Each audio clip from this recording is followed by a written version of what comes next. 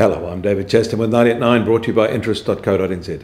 This week get everything you need to know in 90 seconds, 9 o'clock, remembering that both New York and London are on the long weekend holiday today.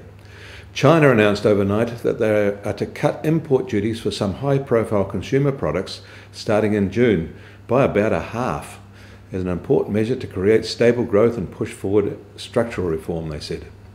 Their stated goal is to reduce import tariffs on some consumer goods to stoke domestic spending and support their slowing economy at a time when record numbers of cash-rich Chinese tourists are splurging overseas. They also want to restrain local fake goods supply and to improve their IP protection reputation. In Japan, trade data out overnight showed that although they moved back into a trade deficit in April after logging its first surplus in almost 3 years in March, the shortfall shrank significantly year on year thanks to stronger exports, especially to the US, and lower energy bills. And staying in Japan, they have signalled they'll be importing more butter this year because of past troubles with supply. In Australia, they're getting some hard lessons in real politics.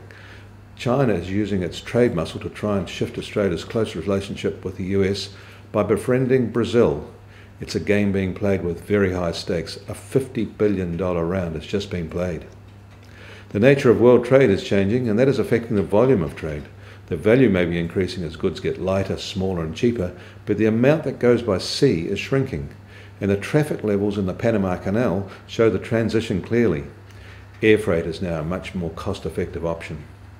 In New York, bond markets are closed, so the US Treasury 10-year benchmark yield is still at 2.21%.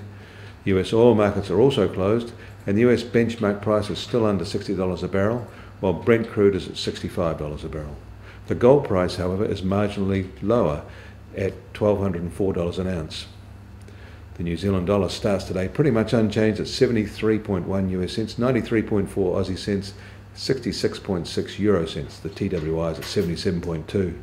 I'm David Cheston. That was 90 at 9, brought to you by interest.co.nz.